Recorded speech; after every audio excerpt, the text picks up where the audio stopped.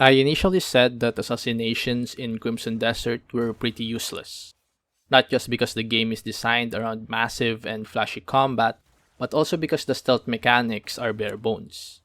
And while those still remain true, I recently found out that stealth, or at least assassinations, can be a major way to deal with normal enemies.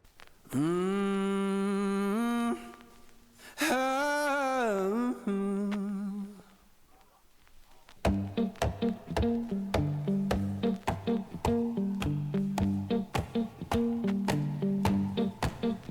well, I saddled up my shoes, headed out at dawn. Yeah, I saddled up my shoes, headed out at dawn. Ain't no place gonna hold me when the road keep rolling on. Left my baby crying, said you can't live that way. Left my baby crying, said she can't live that way. I told her love ain't chained down, it just comes and drifts away. Yeah. You see, there's this skill called Stormveil which basically acts as your typical stealth game smoke bomb. It blinds enemies and most importantly, it stuns enemies and opens them up for assassination. So this means that when enemies see you, which is an inevitable thing in Crimson Desert, you can still perform stealth kills. To be honest, it is actually OP in terms of dealing with normal enemies, since you can just spam the skill and just keep on assassinating. To use the skill, you simply press 4 on mouse and key, and Cliff will summon a smoke veil around him. This will blind and stun enemies, and you can assassinate them.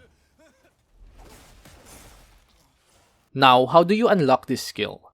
Well, it's actually pretty deep into the game. You get it from solving an abyss puzzle after you complete chapter 8 of the main story.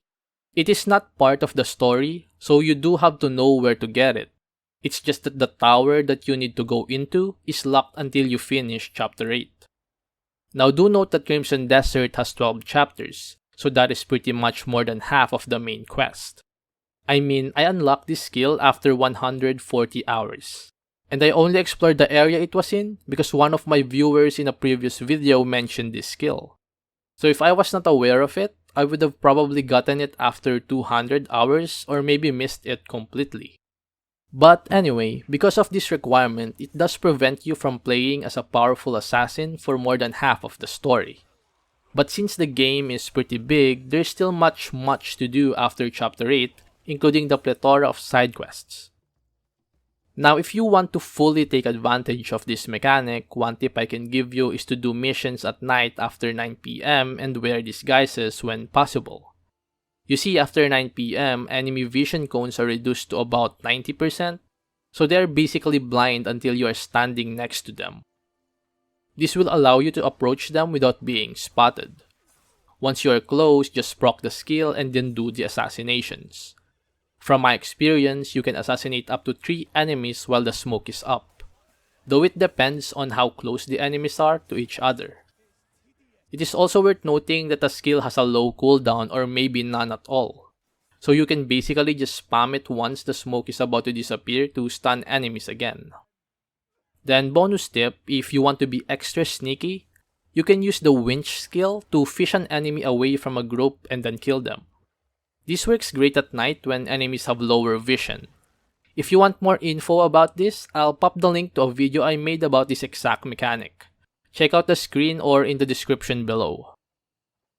Lastly, if you happen to have complete disguises for certain factions, you can wear those to make sneaking easier. The disguise will allow you to roam around enemy camps without getting aggroed. Of course, if you attack one of them or simply bump them on the shoulder, they will become hostile.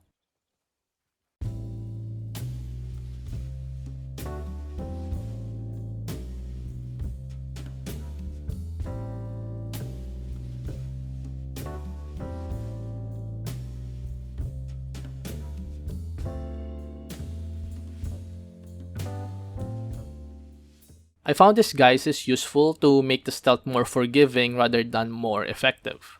This is because once you aggro some enemies and then you smoke to escape, it does seem they forget about you faster, especially during the day.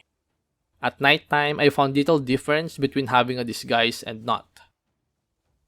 And so yeah, that's it.